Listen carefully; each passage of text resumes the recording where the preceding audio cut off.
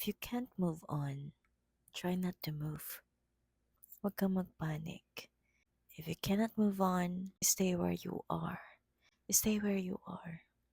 Kung sa palagay mo hindi ka na nagpapanik, try to see or open your eyes, open your senses, open your mind, and try to figure out what is it that tying you down. Hindi ka makaalis kung nasaan ka ngayon kasi nakatali ka. There's something that tying you down. That is what we call attachment.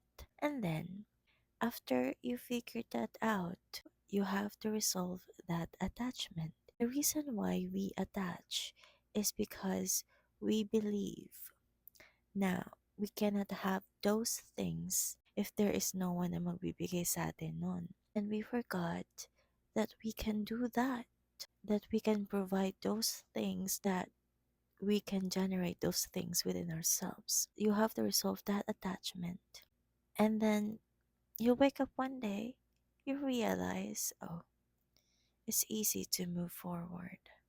What makes moving forward or moving on difficult is the letting go of the attachment. For you to move forward, one, don't panic. If you feel like you cannot move forward, then don't move. Stay where you are, and if you think you're not panicking anymore, number two, open your senses, your eyes, your mind. Try to figure out what is tying you down. And number three is resolve that attachment. If you have any question, let me know in the comments.